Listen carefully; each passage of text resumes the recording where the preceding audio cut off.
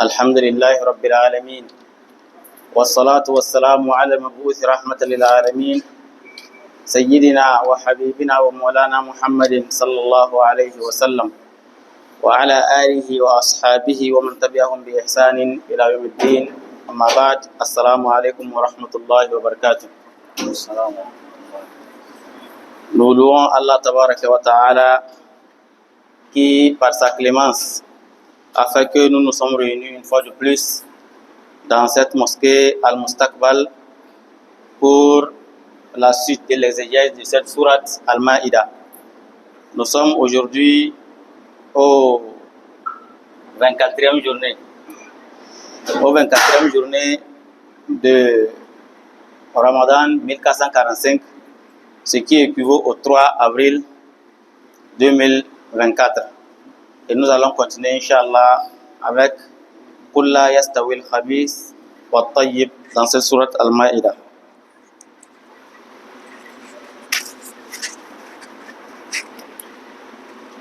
أعوذ بالله من الشيطان الرجيم بسم الله الرحمن الرحيم قل لا يستوي الخبيث والطيب ولو أعجبك كثرة الخبيث فاتقوا الله يا أولي الألباب لعلكم تفلحون. Allah subhanahu wa ta'ala dit dans ce verset, Qul dit, la yastawil khabith wa tayyib, le mauvais et le bon ne sont pas pareils. Walau a'jabaka kathratul khabith, même si l'abondance du mal te séduit. Fattaqullaha ya ulil albab, craignez donc Allah, vous qui êtes intelligents, la'allakum tuflihun, afin que vous réussissez. Allah demande au prophète sallallahu alayhi wa sallam de dire, Qul, ça veut dire dit. C'est Allah qui leur donne de dire, car le rôle du prophète sallallahu alayhi wa sallam, c'est de transmettre le message d'Allah. Ma ala rasoul illa al-balag, rien n'incombe au messager que de transmettre ce que Allah tabaraka wa ta'ala lui a donné comme message de dire. Et qu'est-ce que Allah lui demande de dire? La yastawil khabith wa tayyib. Le mauvais et le bon ne sont pas semblables. Dans tous les domaines, le bon et le mauvais ne sont pas semblables. Et que ce soit dans les actes, dans les objets, dans les personnes, dans les consommations, dans toutes les choses, le mauvais et le bon ne sont jamais pareils. Celui-là qui va adorer Allah tabaraka wa ta'ala, un seul Dieu, il n'est pas pareil à celui-là qui va adorer une multitude de divinités. Celui-là qui prend de l'eau ou du jus, ou qu'il va prendre de l'énergie, il n'est pas, ce liquide n'est pas la même chose comme le vin, comme l'alcool qui va perdre la faculté mentale à celui-là qui le prend. Le musulman qui croit à Allah, à un seul Dieu, donc n'est pas également même, on ne peut pas le comparer avec quelqu'un, celui-là qui n'est pas musulman, qui adore une multitude de divinités. Manger à la sueur de son front licitement n'est pas la même chose comme celui-là qui va aller mendier ou corrompre pour gagner de l'argent et puis consommer.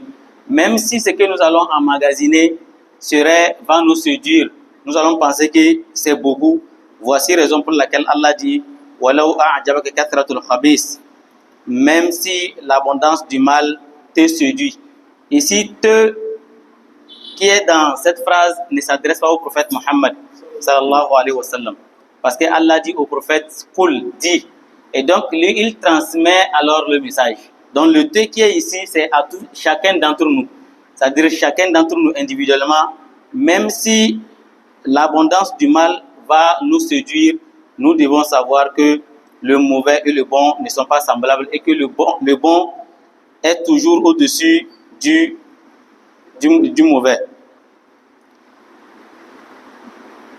Également, lorsque nous allons voir dans le mariage, Allah Tabaraka wa Ta'ala nous dit celui-là qui va prendre une épouse qui est pieuse, elle est mieux que celui qui va prendre une épouse qui n'est pas pieuse, même si cette dernière va lui séduire, il va la considérer comme supérieure.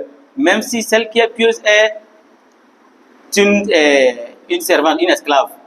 Allah dit wala tankihul mushrikati hatta yu'min wala amatun mu'minatun khayrun min mushrikatin walau a'jabatkum. N'épousez pas les associatrices jusqu'à ce qu'elles ne croient. Et Allah dit une esclave pieuse est plus meilleure que wala amatun mu'minatun khayrun min mushrika.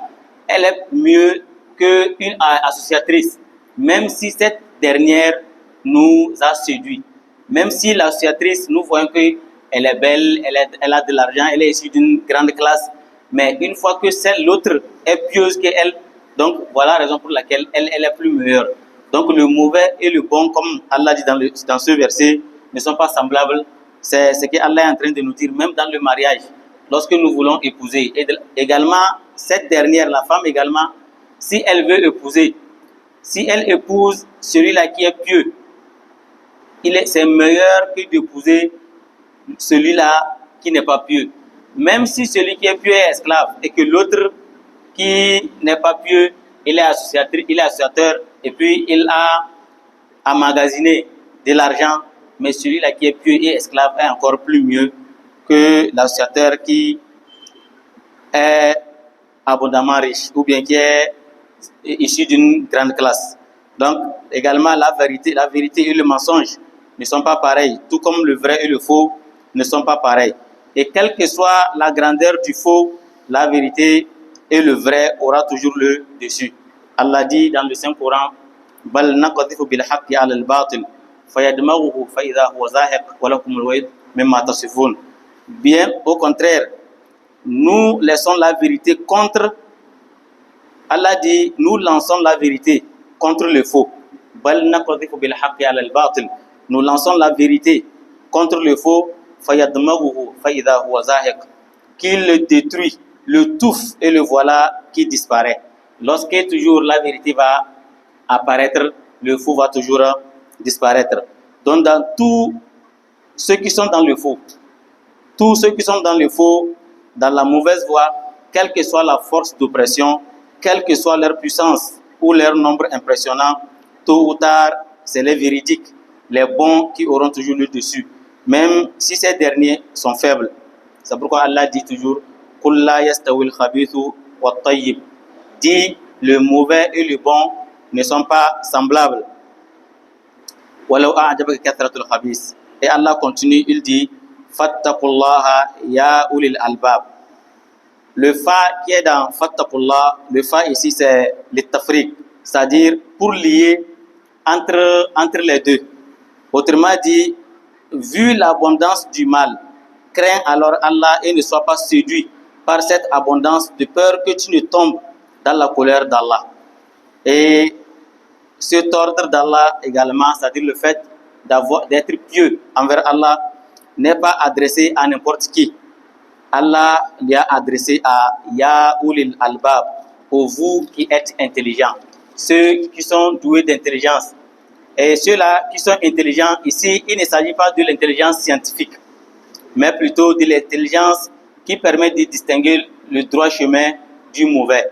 Ce n'est pas ceux-là qui ont des diplômes. Quand on parle de l'intelligence ici, on ne parle pas de celui qui a le doctorat, la maîtrise, le professorat. On ne parle pas de l'intelligence scientifique ici, mais on parle de l'intelligence qui permet de nous montrer le droit chemin. Sinon, combien de personnes ont des grands diplômes, mais qui adorent des pierres? Ils ont des grands diplômes, mais ils adorent des pierres. Vous voyez que sur le plan scientifique, ils ont ces diplômes-là, mais ils n'ont pas eu l'intelligence pour pouvoir suivre la bonne voie. Combien de personnes adorent des statues taillées, et pourtant ils sont diplômés. Il est diplômé même en art. Il a peut-être le doctorat en art. C'est lui-même qui va aller chercher du bois, tailler et puis faire cette statue-là. Et après, il prend encore cette statue comme une divinité. Donc, vous voyez qu'il a une intelligence scientifique, mais il n'a pas une intelligence spirituelle qui lui permet de lui montrer la bonne voie. Combien de personnes qui se disent intelligents sur le plan scientifique, mais qui adorent des souris, qui adorent des bœufs. Comme en Inde, par exemple, il y a une année où il y a eu mésentente entre eux et les musulmans. Parce que les musulmans, ils ont tué des bœufs pour la tabaski. Vous savez, en Inde, il y a plus de 300 millions de musulmans. Et donc, ils ont tué ces musulmans, eux, ils fêtaient. Alors les non-musulmans, ils disent qu'on est en train de tuer leur divinité. Puisque en Inde, là-bas, eux, ils adorent des bœufs. Donc, vous voyez, c'est des gens, vous allez voir, ils ont des diplômes. Mais ils ont cette intelligence scientifique. Mais ils n'ont pas d'intelligence qui va leur permettre de voir le bon chemin. Combien de personnes avec des diplômes, mais ils croient toujours que 1 plus 1 plus 1 est égal à 1. Donc, comment est-ce que vous pouvez comprendre cela? Il y a quelqu'un, c'est le Père, il y a quelqu'un, c'est le Fils, il y a une autre personne, Saint-Esprit. Mais les trois, lorsqu'on les réunit, ils sont séparés. Mais lorsqu'on les réunit, ça forme toujours un. Et donc, c'est un mystère, ils disent c'est eux seuls qui peuvent comprendre. Donc, c'est pourquoi ici, c'est une intelligence qui n'est pas scientifique, mais plutôt une intelligence qui nous permet, une intelligence qui permet à tout un chacun de trouver le bon chemin. Allah dit fattaqullaha ya ulil albab la'allakum tuflihun. Ici la'alla c'est le ta'lil, c'est pour la motivation. Ce n'est pas peut-être. Ici ça veut dire afin que. Donc fattaqullaha, ayez donc la piété envers Allah, pour vous qui êtes doués d'intelligence, la'allakum tuflihun, afin que vous réussissez. Et la piété dont il est question ici, at-taqwa, c'est le fait de mettre une barrière entre soi et les péchés, ou bien et le châtiment d'Allah. C'est ça qui veut dire at-taqwa. Mettre une barrière entre soi et le châtiment d'Allah tabaraka wa ta'ala, en le craignant, en faisant ce que Allah ordonne de faire et en s'interdisant de tout ce que Allah interdit. Et Allah dit, celui-là qui va avoir cette piété, alors la personne va réussir. La personne aura une réussite ici bas monde et dans l'au-delà. Donc craignez donc Allah afin que vous réussissez. Donc, car c'est dans la crainte, c'est-à-dire ce qu'on appelle at-taqwa. C'est dans at-taqwa d'Allah que l'on peut réussir ici bas monde comme dans l'au-delà. Dans le Saint-Coran, Allah nous montre que pour réussir dans la vie terrestre, il faut la crainte d'Allah, il faut toujours at-taqwa.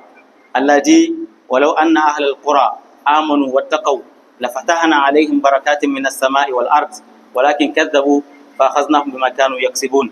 Si les gens de la cité avaient cru et avaient été pieux, nous leur aurions certainement accordé des bienfaits, des bénédictions du ciel et de la terre. Mais malheureusement, ils ont démenti. Et nous les avons donc saisis pour ce qu'ils avaient acquis. Allah dit وَمَنْ يَتَّقِ اللَّهَ يَجْعَلْ لَهُ مَخْرَجًا. Quiconque est pieux à l'égard d'Allah, Allah lui donnera une issue favorable. Une issue favorable ici sur la terre. Tout ce qu'il aura comme problème, il va voir facilement, il arrive à résoudre son problème. وَيَرْزُقْهُ مِنْ حَيْثُ لَا يَحْتَسِبُ.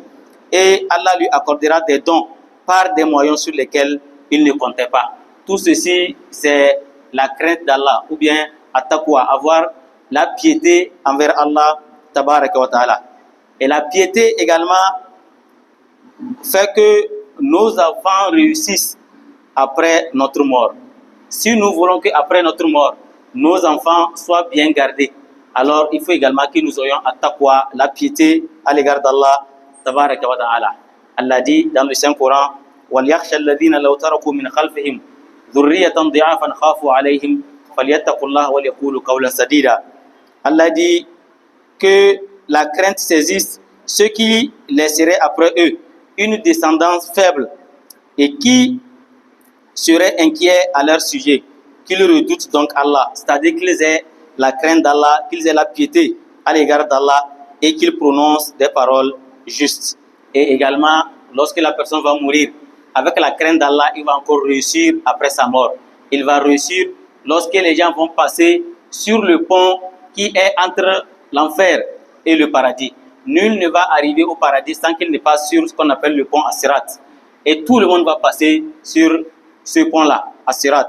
وَإِن مِّنكُمْ إِلَّا وَارِدُهَا kana ala rabbika hatman maqdiya. Allah dit, il n'y aura personne parmi vous qui ne passera pas par la sirat, c'est-à-dire le pont. Et Allah dit, c'est une sentence irrévocable de ton Seigneur. Ensuite, nous délivrons ceux qui étaient pieux. Donc seulement ceux qui ont at-taqwa, ceux qui sont pieux à l'égard d'Allah tabarak wa ta'ala, Allah dit, il va les délivrer et nous y laisserons les injustes agenouillés. Et également, le paradis d'Allah est réservé également à ceux-là qui vont avoir cette piété-là. Le paradis, c'est pour les gens qui ont la piété. وَسَارِئُوا إِلَى مَغْفِرَةٍ مِّن رَبِّكُمْ وَجَنَّةٍ عَرْضُهَا السَّمَاوَاتُ وَالْأَرْضُ وَعِدَّتْ لِلْمُتَّقِينَ. Toujours c'est réservé à ceux-là qui ont la piété. إِنَّ لِلْمُتَّقِينَ مَفَازًا إِنَّ الْمُتَّقِينَ فِي جَنَّاتٍ وَعُيُونٍ إِنَّ الْمُتَّقِينَ فِي مَقَامٍ أَمِينٍ إِنَّ الْمُتَّقِينَ فِي جَنَّاتٍ وَنَعِيمٍ إِنَّ الْمُتَّقِينَ فِي جَنَّاتٍ وَنَهَرٍ إِنَّ الْمُتَّقِينَ فِي ظِلَالٍ وَعُيُونٍ إِنَّ لِلْمُتَّقِينَ عِندَ رَبِّهِمْ جَنَّاتِ النَّعِيمِ هَذَا ذِكْرٌ وَإِنَّ لِلْمُتَّقِينَ لَحُسْنَ مَآبٍ. Tout ceci, Allah nous montre que la vie après la mort, c'est seulement destiné à ceux-là qui ont at-taqwa, la piété. Et voilà la raison pour laquelle Allah dit « Fattaqullaha ya ulil albab » Soyez alors pieux, vous qui êtes doués d'intelligence, la'allakum tuflihun, afin que vous réussissez. Vous réussissez ici-bas monde et également dans l'au-delà. Et Allah continue par le verset suivant. يا أيها الذين آمنوا لا تسألوا عن أشياء إن تبد لكم تسؤكم وإن تسألوا عنها حين ينزل القرآن تبد لكم عفى الله عنها والله غفور حليم. قد سألها قوم من قبلكم ثم أصبحوا بها كافرين. Allah dit dans ce verset, Ya ayyuhalladhina amanu, ô vous qui avez cru, la tas'alu an ashya'a in tubda lakum tasu'ukum. Ne posez pas de questions sur des choses qui, si on vous donne la réponse, ça vous causerait du tort. Wa in tas'alu anha hina yunazzalu al-Qur'an tubda lakum. Et si vous posez des questions à leur sujet pendant que le Coran est révélé, elles vous seront divulguées. Afallahu anha. Allah vous a pardonné cela. Wallahu ghafurun halim. Et Allah est pardonneur et indulgent. Allah commence ce verset par Ya ayyuhalladhina amanu. Ô vous qui avez cru. Et comme nous l'avons dit précédemment, comme le dit Abdullah ibn Mas'ud, lorsque Allah commence toujours un verset par Ya ayyuhalladhina amanu, il dit Idha samita Allah yaqul Ya ayyuhalladhina amanu. Si tu entends Allah dit ô vous qui avez cru Ya ayyuhalladhina amanu fa'ariha sam'ak fa imma khairun tu'maru bi wa imma sharrun tunha an. Il se peut que ce soit une bonne chose que Allah vous ordonne de faire ou une mauvaise chose que Allah vous interdit de vous en éloigner. Allah dit Ya ayyuhalladhina amanu.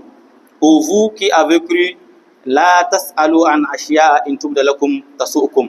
Ne posez pas de questions sur des choses que si on vous donne la réponse, ça vous causerait du tort.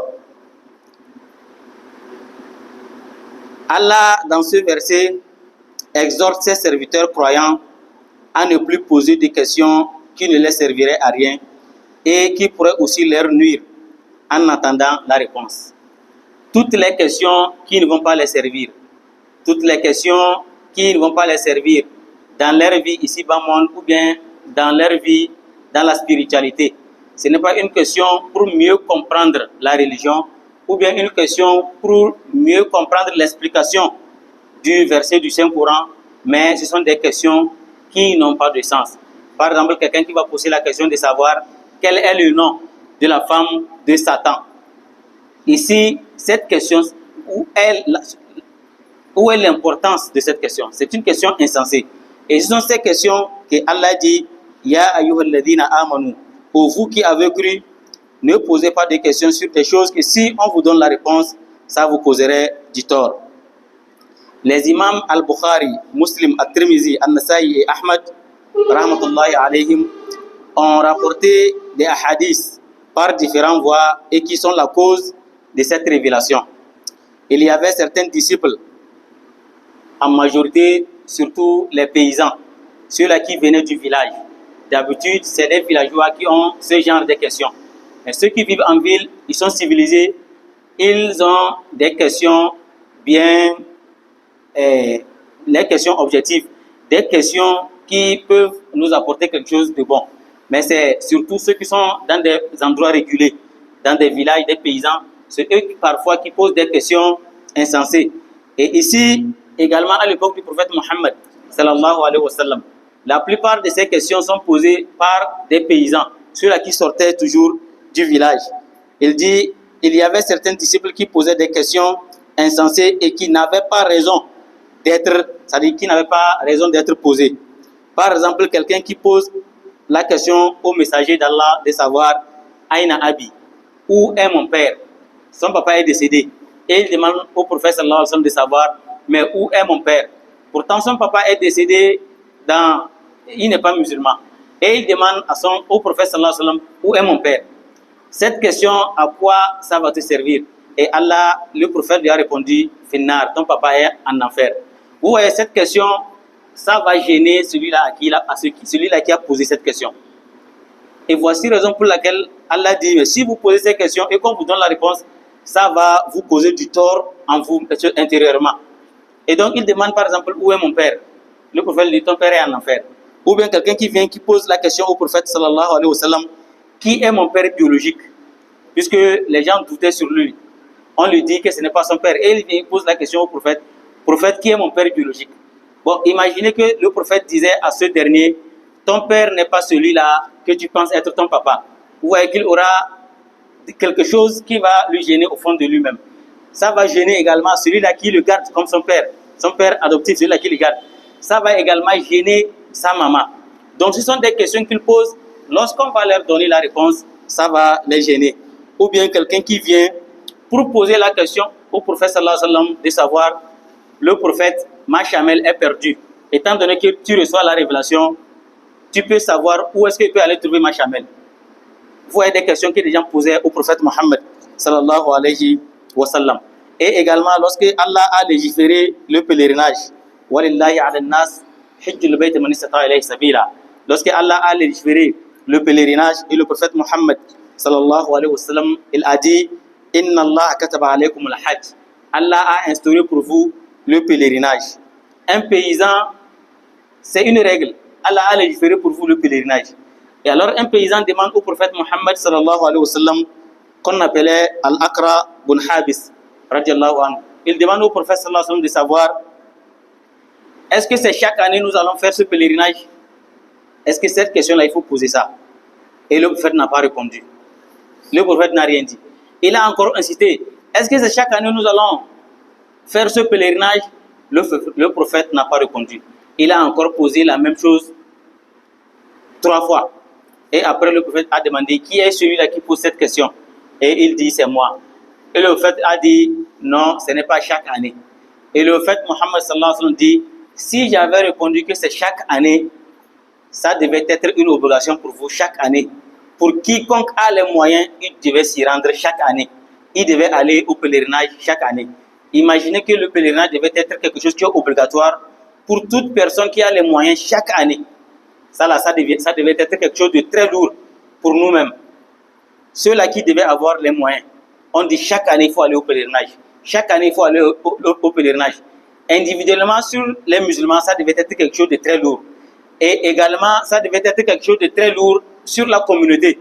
Puisque si c'est obligatoire sur tous les musulmans, quelle place peut réunir ces musulmans à la Mecque? Nous sommes plus de 2 milliards de musulmans dans le monde. Et si c'était obligation pour ceux-là qui avaient les moyens, imaginez par exemple sur les plus de 2 milliards de musulmans, il y a 100 millions de musulmans qui ont les moyens pour s'y rendre à la Mecque. Est-ce que la Mecque il y a une place pour prendre les 100 millions de pèlerins? Et donc, vous voyez que ici, C'est une question qu'il a posée. Le prophète Mohammed, sallallahu alayhi wa sallam, il dit, si j'avais répondu oui, ça devait être une obligation pour vous. Vous devez venir chaque année pour quiconque avait les moyens. Et donc, voici la raison pour laquelle il ne faut pas à tout moment poser des questions insensées, poser des questions qui n'ont pas de sens. Mais si c'est des questions qui ont trait à la religion, nous voulons comprendre la religion, voici des questions qu'on peut poser. Et c'est à ce propos qu'on dit il n'y a pas de honte dans la religion en ce qui concerne des questions. Toute question qui va nous permettre de comprendre notre religion, il ne faut pas avoir la honte, il faut les poser. On n'adore pas Allah tabaraka wa ta'ala dans l'ignorance. Il faut toujours adorer Allah avec connaissance. Et si nous n'avons pas cette connaissance, il faut aller vers ceux-là qui détiennent la connaissance et poser ces questions-là. Et donc, ils disent, c'est parce que les gens posaient ces questions au prophète Mohammed sallallahu alayhi wa sallam insensées. Et puis Allah a révélé ce verset, Ya ayyuhalladhina amanu, ô vous qui avez cru, la tas'alu an ashiya'in tubda lakum tasukum. Ne posez pas de questions sur des choses qui, si on vous donne la réponse, ça vous causerait du tort. In tas'alu wa in tas'alu anha hina yunazzal al-Qur'an tubda lakum. C'est-à-dire, et si vous posez ces questions, Allah dit wa in tas'alu anha hina yunazzal al-Qur'an tubda lakum. Et si vous posez des questions à leur sujet pendant que le Coran est révélé, elle vous sera divulguée. Elle vous sera divulguée. C'est-à-dire, et si vous posez des questions sur des choses que vous interdisez, qu'on vous interdit, ou bien que je vous interdis de poser, c'est-à-dire ici c'est Allah qui interdit, ou bien le prophète Mohammed sallallahu alayhi wa sallam interdit. C'est-à-dire, si vous posez des questions sur ces choses que je vous interdis de poser, lorsque la révélation sera faite au messager, tout vous sera parfaitement clair. Donc, mais selon certains ulémas, ce sens, ça veut dire ne posez pas des questions sur des choses que vous continuerez à poser, car votre question pourrait peut-être provoquer une gêne ou une détresse. Parce que lorsque vous posez une question, il se peut que ce n'était pas interdit. Et que lorsque vous allez poser cette question, Allah maintenant désormais va interdire cela. Et en ce moment, cela va provoquer une gêne ou une détresse au sein de la communauté musulmane. C'est que les gens avaient l'habitude de faire. Voilà qu'à cause de votre question, désormais, on les a interdit de faire cela. Mais si le Coran était révélé dans son intégralité et que vous posez des explications pour mieux comprendre l'explication, alors cela deviendrait clair pour vous parce que vous en avez besoin. Imam Bukhari et Muslim, dans le hadith de Sa'd ibn Abi Waqqas, radiallahu anhu, il dit, le prophète Mohammed sallallahu alayhi wa sallam a dit, Inna a'zama al-muslimina fil muslimina jurman min man sa'ala amma lam yuharram fayuharrim ala an-nas min ajali mas'alati. Il dit, le plus grand acte répréhensible qu'un musulman peut commettre sur ses frères musulmans est le fait de poser une question sur une chose qui n'était pas interdite et qu'on interdise à cause de sa question. À l'origine, la chose n'était pas interdite, c'était permis. Les gens faisaient cela, mais c'est quelqu'un qui va désormais maintenant poser cette question et que désormais on va faire que la chose est interdite. Et le prophète Mohammed sallallahu alayhi wa sallam, il dit, le plus grand crime qu'un musulman peut commettre sur ses fidèles, sur ses frères musulmans, c'est le fait de poser une question sur une chose qui à l'origine n'était pas interdite, mais à cause de la question qu'il a posée, alors désormais la chose sera interdite et les autres seront maintenant obligés de suivre cela. Le prophète Mohammed sallallahu alayhi wa sallam, il veut toujours qu'il y ait toujours de la facilité dans la communauté du prophète Mohammed sallallahu alayhi wa sallam. Et ça fait que lui-même, il ne veut pas toujours que Allah légifère des choses qui seront très lourdes pour sa communauté. Même lorsque Allah lui a appelé pour prendre les prières que nous faisons aujourd'hui. À l'origine, c'était 50 prières. Lorsqu'il a pris les prières, c'était 50 prières dans la journée. Les gens ont des difficultés à faire 5 prières. Imaginez qu'on devait faire 50 prières dans la journée, durant 24 heures. Donc, chaque 30 minutes, on devait faire une prière. Ça devait être quelque chose de très difficile à faire. Sauf ceux-là que Allah a choisi. Et donc, on l'avait donné 50 prières. Lorsqu'il est arrivé chez le prophète Moïse lui a dit, non, retourne pour que Allah puisse te diminuer cela. Et le prophète, ayant également pitié de sa communauté, il est aussi retourné vers Allah Tabaraka wa Ta'ala. Et il a fait va-et-vient entre Allah et le prophète Moussa, jusqu'à ce que cela ne reste 5 prières. Et Allah dit, ce sont les 5 prières, mais lorsque vous allez faire les 5 prières, vous allez toujours avoir les récompenses des 50 prières. Ou que le prophète veut toujours qu'il y ait toujours quelque chose de simple pour sa communauté. C'est pourquoi également, lorsque il a commencé par faire les prières que nous faisons dans le mois de Ramadan, le prophète a commencé par faire cela à son époque, au temps de Ramadan. Le premier, lorsqu'il est sorti la première fois, un petit nombre parmi les disciples lui ont suivi et ils ont fait la prière avec lui. Le lendemain, il est sorti, il y a encore un nombre qui a augmenté, ils ont prié avec lui. Le troisième jour, il est encore sorti, il y a encore un grand nombre qui est sorti, il a prié avec lui. Et le quatrième jour, le prophète sallallahu alayhi wa sallam n'est pas sorti. Et la mosquée était pleine. Les disciples étaient pleins, ils voulaient que le prophète sorte pour qu'il prie la nuit, la prière que nous faisons. Et le prophète est resté dans la chambre. Jusqu'à les disciples eux-mêmes, ils disent, le prophète, il est là de la prière. C'est-à-dire, il faisait cela pour que le prophète entende, pour qu'il puisse sortir. La prière, mais le prophète n'est pas sorti.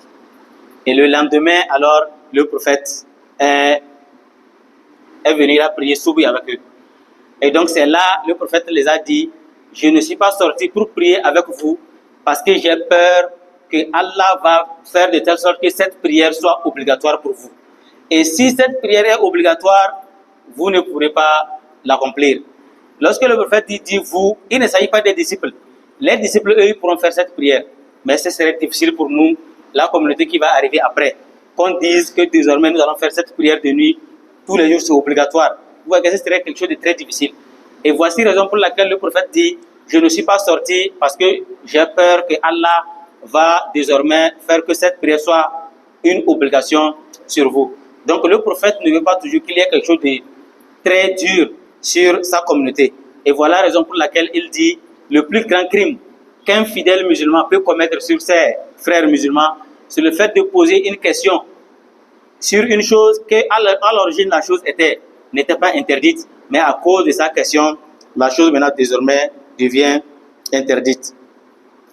Et Allah continue, il dit, Afallahu anha, Allah vous a pardonné cela. C'est-à-dire, pour tout ce qui n'est pas mentionné dans le Coran, tout ce que nous faisons comme habitude ou tradition qui ne contredit pas les règles de la jurisprudence islamique, cela nous est permis. Tout ce que le Coran n'a pas mentionné et que nous faisons, le prophète n'a pas dit c'est interdit, Allah dit Afallahu anha, Allah pardonne cela. Donc ça voudrait dire tout ce que nous avons comme tradition, tout ce que nous faisons aujourd'hui et qui ne contredit pas les règles islamiques. Ce n'est pas à l'encontre des règles islamiques. L'islam n'a pas interdit cela. Et que ce n'est pas, dans notre société également, ce n'est pas une dépravation de mœurs. Puisqu'il y a certaines choses que l'islam n'a pas interdit. Mais selon même nos coutumes, c'est une dépravation de mœurs. Parce que les coutumes ou bien les traditions diffèrent selon des endroits. C'est que vous allez arriver quelque part voir que ce n'est rien, mais à un endroit, lorsque vous allez arriver, c'est quelque chose de très grave.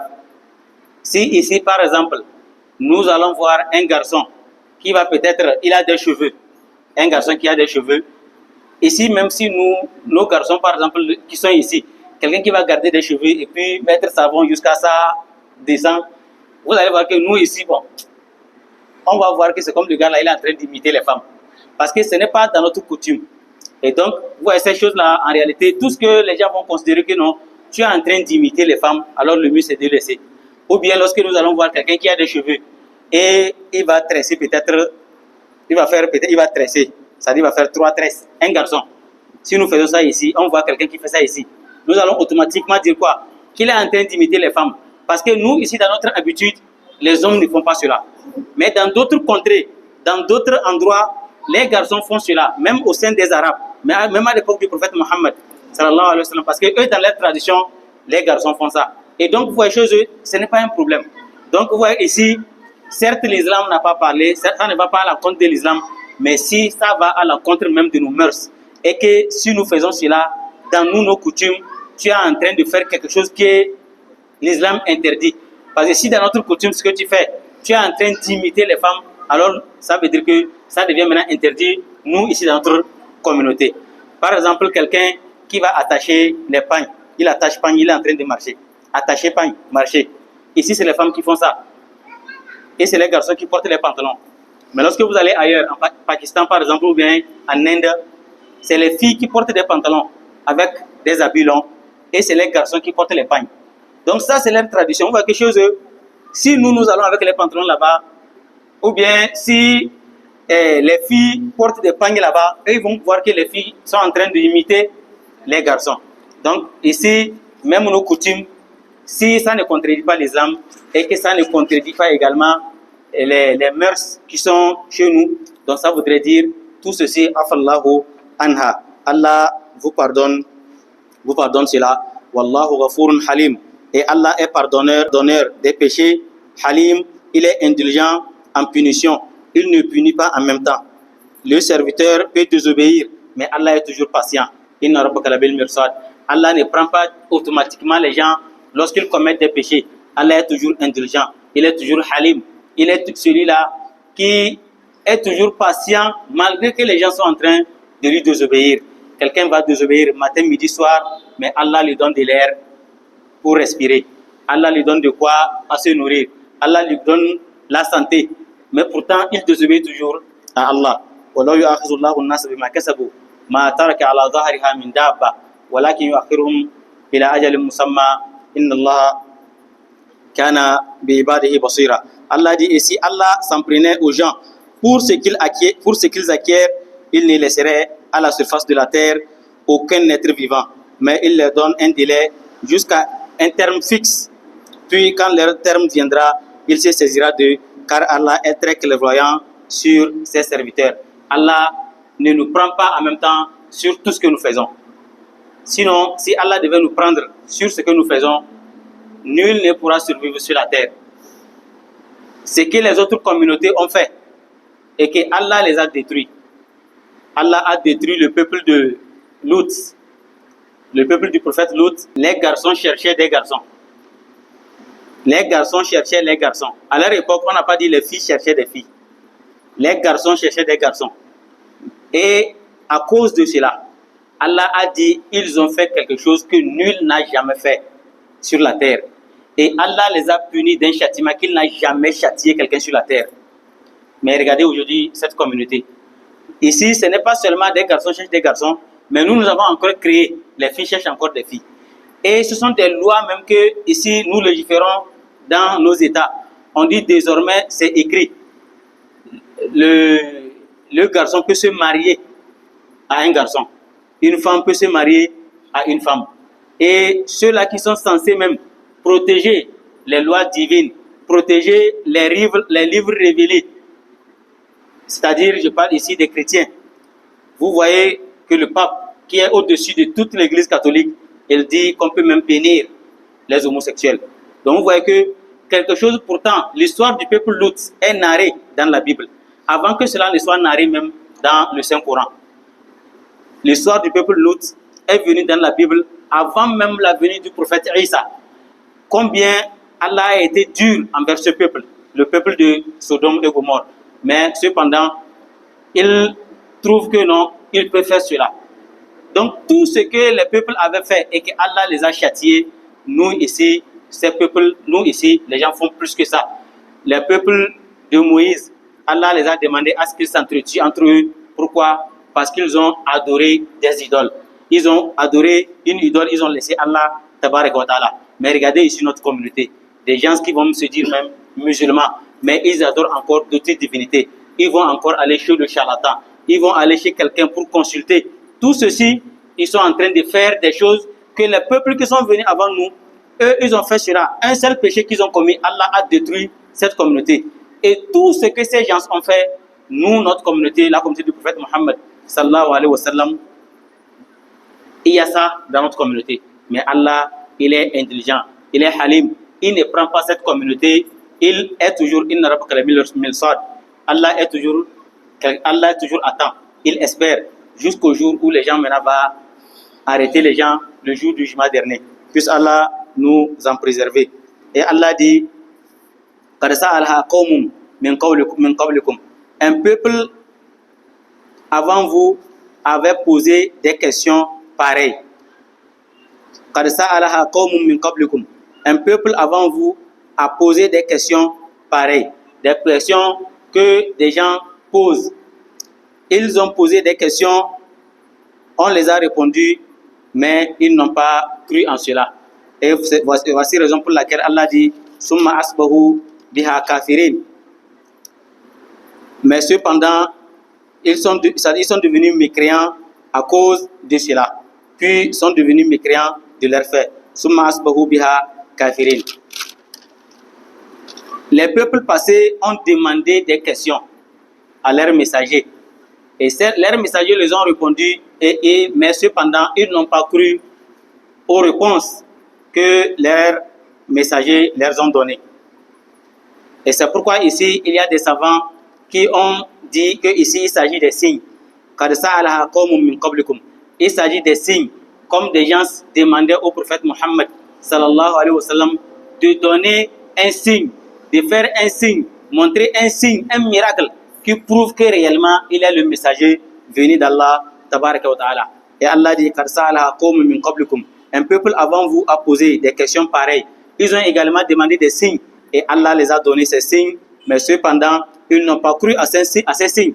Malgré qu'ils ont vu ces signes, malgré qu'ils ont vu ces signes, mais ils n'ont pas cru et ils ont désobéi à Allah tabaraka wa ta'ala.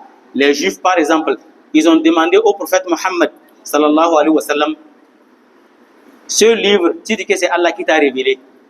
Alors nous voulons que entre toi et nous sommes là, et nous regardons le ciel, le courant va quitter depuis le ciel et descendre dans ta main. Là en ce moment, nous sommes sûrs que c'est Allah qui t'a donné ce courant-là. Et ils ont posé cela au prophète Mohammed sallallahu alayhi wa sallam.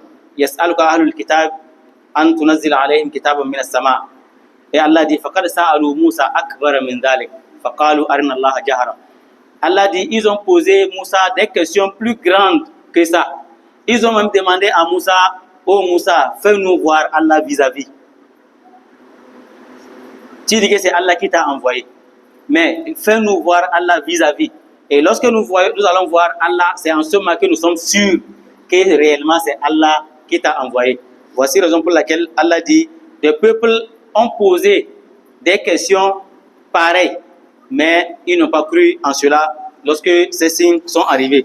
Également le peuple de Samoud, le peuple de Saleh, eux aussi ils ont demandé un signe au prophète d'Allah tabaraka wa ta'ala, Saleh, Nabillah Saleh. Ils ont dit il faut nous faire un signe. Nous voulons que Allah fasse sortir de cette pierre une chamelle.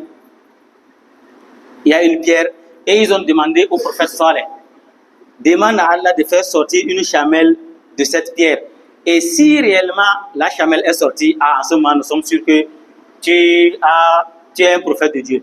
Mais cependant, Allah a fait sortir la chamelle de la pierre, mais ils n'ont pas cru. Et étant donné qu'Allah a fait sortir la chamelle de la pierre, Allah également a voulu aussi les éprouver. Et cette chamelle doit manger, elle doit boire.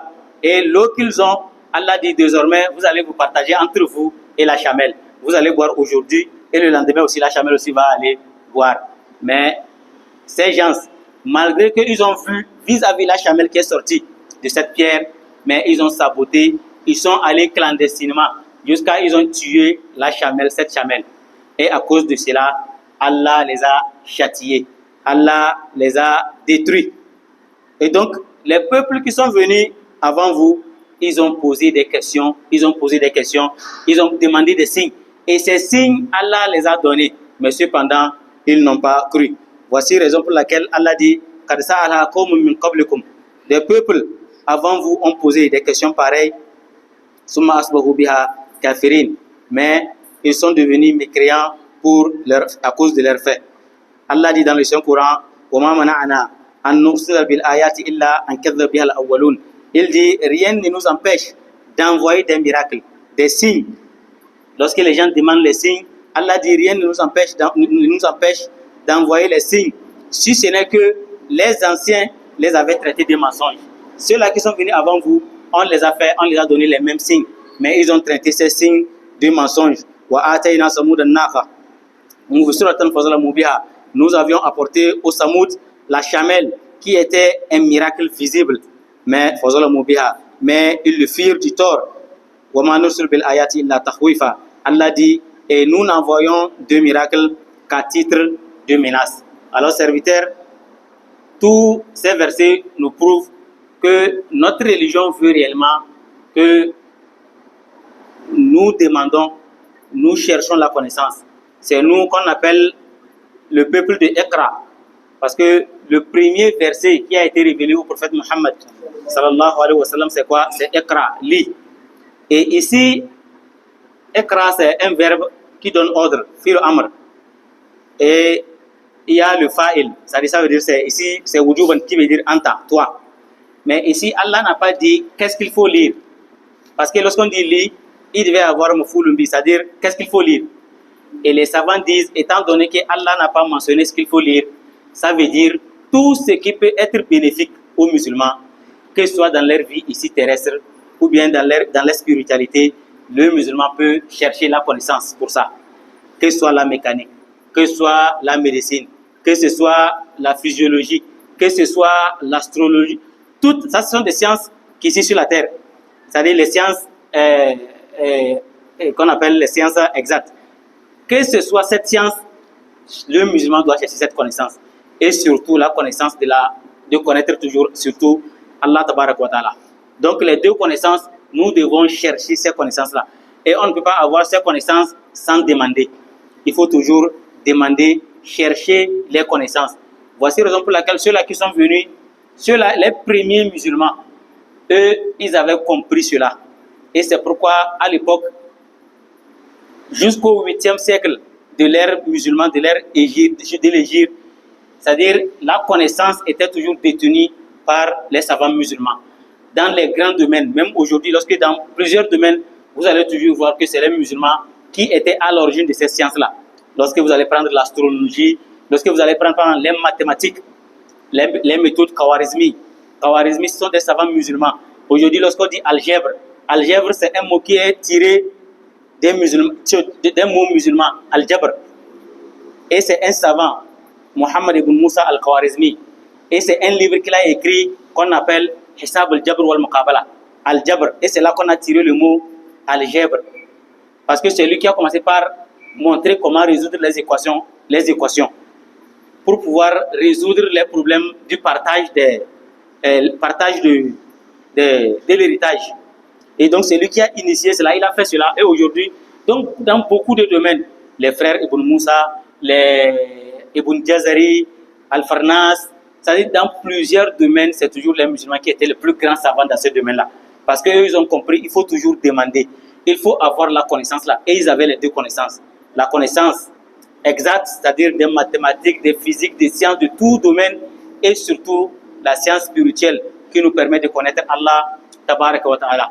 Et donc, nous devons poser ces questions, mais seulement des questions qui sont bénéfiques pour nous, des questions qui nous permettent de comprendre, des questions qui sont utiles pour nous, pour notre vie ici terrestre, et des questions qui nous permettent de comprendre notre religion, qui nous permettent de comprendre, de connaître Allah, tabaraka wa ta'ala, de pouvoir adorer la religion. Mais toute question qui ne va pas dans ce sens-là, des questions ou bien des sciences qui ne nous permettent pas de réussir notre vie ici sur la terre, ou bien d'augmenter notre connaissance spirituelle, alors toutes ces sciences-là, le musulman doit s'éloigner de ça. Et les questions qui ne sont pas également bénéfiques, ni ici sur la terre, ni pour notre vie après la mort, également il faut s'en éloigner. Des gens, par exemple, ils veulent poser des questions pour juste tester celui-là qui est devant lui. C'est-à-dire, il va y préparer des questions et il veut tester celui-là qui est devant lui. Tout ceci est interdit en islam. Parce que tu ne poses pas cela pour que ce soit utile pour toi. mais il faut poser des questions pour que ces questions soient utiles pour toi. Et si, par exemple, toi, tu as la connaissance, mais tu as remarqué qu'il y a certains qui n'ont pas cette connaissance et qui ne peuvent pas aller demander, toi, tu peux poser la question pour que lorsque celui-là qui va répondre, le savant qui va répondre, ça puisse être bénéfique pour ceux-là qui sont à côté. Comme Djibril, l'ange Djibril avait fait lorsqu'il est arrivé auprès du prophète Mohammed sallallahu alayhi wa sallam dans le hadith rapporté par Bukhari et Muslim, et puis lors de Muslim dans le deuxième hadith de Arbona hadith, lorsqu'il est venu, il a posé des questions. Hadith de Omar ibn Khattab radiallahu anhu. Donc Djibril a posé des questions au prophète Mohammed sallallahu alayhi wa sallam. Qu'est-ce qu'est l'islam? Qu'est-ce qu'est la foi? C'est quoi al-ihsan? C'est quand la fin du monde? Et quels sont les signes de la fin du monde? Donc il a posé toutes ces questions. Lui, il connaît. Voici la raison pour laquelle le prophète lui disait, lorsqu'il a posé la question, quand la fin du monde? Le prophète lui a répondu, Mal masoul anha bi alam min as-sa'il. Celui qu'on pose la question n'est pas plus connaisseur que celui qui pose la question. Et donc, ça veut dire que lui, il connaissait, mais lui, il posait des questions pour que les autres puissent comprendre. C'est pourquoi lorsqu'il est parti, le prophète les a demandé, est-ce que vous connaissez celui-là qui a posé ces questions? Ils ont dit, seul Allah et le messager savent. Et le prophète Mohammed sallallahu alayhi wa sallam, il a dit, فَإِنَّهُ Jibril ataakum yu'allimakum dinakum. Il est venu afin de vous apprendre votre religion. Donc il est venu par des questions, le prophète a répondu, et puis eux, ils ont pu bénéficier. Et jusqu'aujourd'hui, nous connaissons le pilier de la foi, le pilier de l'islam, c'est quoi la bienfaisance, les signes de la fin du monde. Donc vous voyez, c'est quoi? Parce que lui, il a posé des questions. Et donc si c'est dans ce sens-là, quelqu'un peut poser des questions pour que ce soit bénéfique pour les autres. Mais toute question que les gens vont poser, qui n'est pas bénéfique, des questions insensées, des questions bizarres. Quelqu'un qui dit, il y a un savant qui disait, il y a quelqu'un qui lui a posé la question de savoir quel est le nom de la femme de Iblis. Et le savant lui a dit, franchement, je n'ai pas assisté à leur mariage. Donc, ouais, ces questions-là, ça n'a pas de sens. Pourquoi poser des questions? Bon, si on te dit par exemple, bon, c'est tel, bon, ça va te faire quoi? Donc, il y a des questions qui n'ont pas d'importance, il ne faut pas poser cela. Donc, nous allons nous arrêter ici. Tout ce que nous avons dit de bien, puis Allah mettre cela sur notre balance le jour du juin dernier. Et ce que nous avons dit d'erreur, indépendamment de notre volonté, puis Allah nous pardonner. Wassalamu alaikum wa rahmatullahi wa barakatuh.